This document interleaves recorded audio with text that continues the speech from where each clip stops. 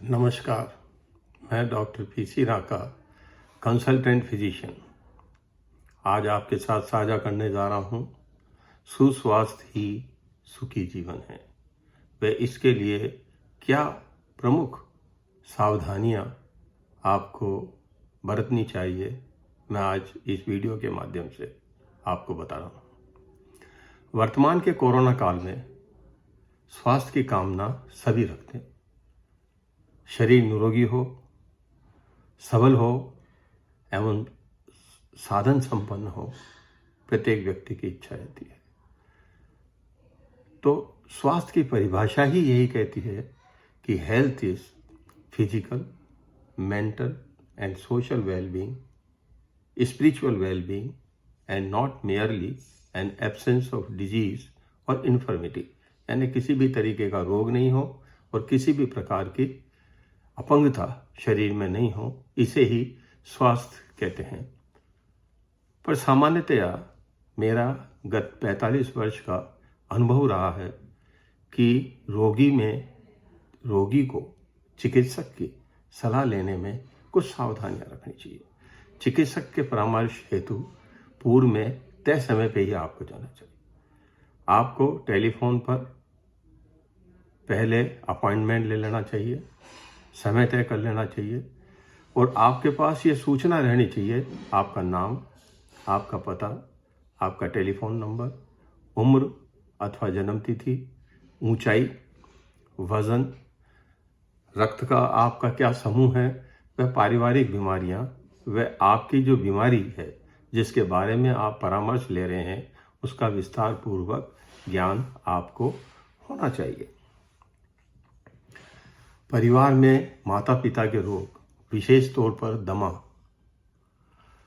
रक्त रोग, कैंसर रोग, दिल का रोग, रक्तचाप, हाई कोलेस्ट्रॉल, डायबिटीज, दौरे आने की बीमारी, गुर्दा रोग, जिगर रोग, मानसिक रोग, गठिया रोग, थायराइड रोग, अगर माता पिता का निधन हो गया है तो निधन का कारण यह भी चिकित्सक आपसे जानना चाहेगा, जिससे आपके इलाज के लिए उसको सुविधा रहेगी।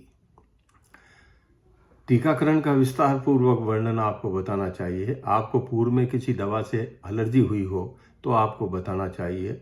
चमड़ी पर दाने आए हों, दाफड़ हुआ हो, दवा लेने के बाद सांस में तकलीफ हुई हो, दवा लेने के बाद चक्कर आया हो, दवा लेने से निगलने में तकलीफ हुई हो, चमड़ी ठंडी होना महसूस हुआ हो, तो आप अपने चिकित्सक को बताना चाहिए ताकि वह दवा दोबारा किसी भी प्रकार से आपके लिए न लिखी जाए।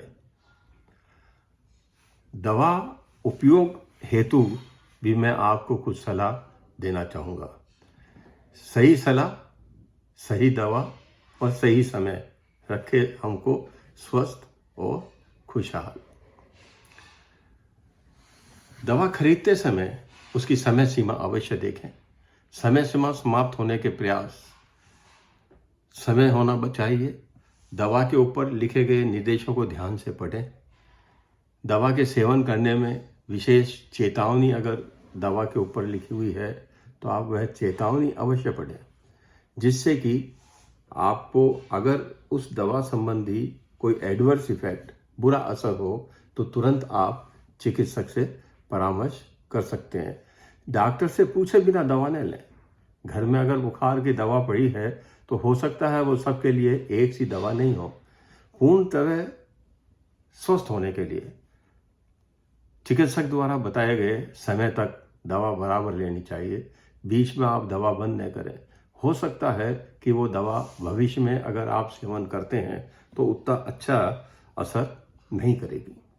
यदि दवा की गोली गीली है, कैप्सूल टूटा हुआ है, इंजेक्शन बोतल अगर आपको लगाई जा रही है उसके अंदर फंगस दिख रही है, तो आप तुरंत उसको नष्ट कर दें, उसको सेवन नहीं करें और चिकित्सक के द्वारा संपर्क करके ही दवा लें।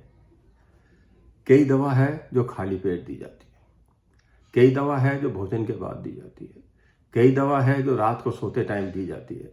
आप चिकित्सक से दवा लेने का समय अवश्य पूछें कि मुझे किस समय कौन सी दवा लेनी है।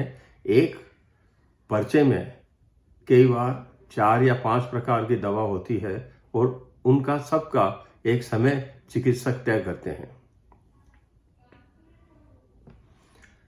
कई बार मैं देखता हूं कि ग्रामीण परिप्रेक्ष्य रोगी आते हैं और वो ताकत के लिए इंजेक्शन लगवाने की बात कहते हैं, बोतल चढ़ाने की बात कहते हैं। बोतल के अंदर किसी भी प्रकार से अतिरिक्त ऊर्जा नहीं होती। बोतल सिर्फ उन्हीं लोगों के लिए बनी हुई होती है, इंजेक्शन सिर्फ उन्हीं लोगों के लिए बना हुआ होता है जिनको कि मुंह से दवा लेने में कोई तकलीफ होती है।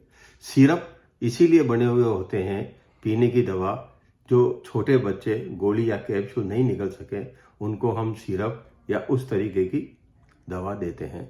कुछ परिस्थितियां विशेष होती हैं जिसमें कुछ दवाइयां नहीं दी जा सकती, जैसे गर्भवती व दूध पिलाती हुई महिलाओं को दवाइयों में हम विशेष तौर से ध्यान रखते हैं। किसी रोगी को एस्थमा होता है तो कुछ दवाइयां उसमें नहीं दी जाती। कुछ रोगी को अगर कुछ बीमारी जिस प्रकार की दौरे की बीमारी है, कुछ दवाइयां उसमें नहीं दी जा सकती। कुछ दवाइयां ऐसी है जो किसी के प्रोस्टेट की तकलीफ हो, खास तौर से खांसी की दवाई, उसमें प्रोस्टेट की दवा अगर चल रही होती है तो सामान्यतः हम वो दवाई नहीं देते। और मैं एक महत्वपूर्ण बात दर्शकों को बताना चाहूँगा कि आप जेनेरिक दवाइयों का सेवन करें।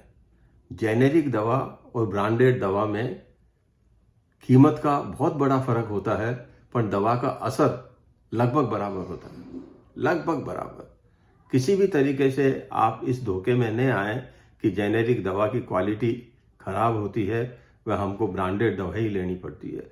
मैं आपको कई उदाहरण बता सकता हूं जिसमें 1 रुपए की गोली बाजार में 10 रुपए की मिलती है, कई बार 10 रुपए से भी ज़्यादा की मिलती है, और कई बार आप जेनेरिक दवा काम में लेके आपको ये बताया जा सकता है कि साहब इसका इतना असर नहीं हो सकता, पर अगर आप चिकित्सक की बात मानते हैं तो आप जेनेरिक दवा का उपयोग करें, लगभग आपको बराबर सा ही असर होगा।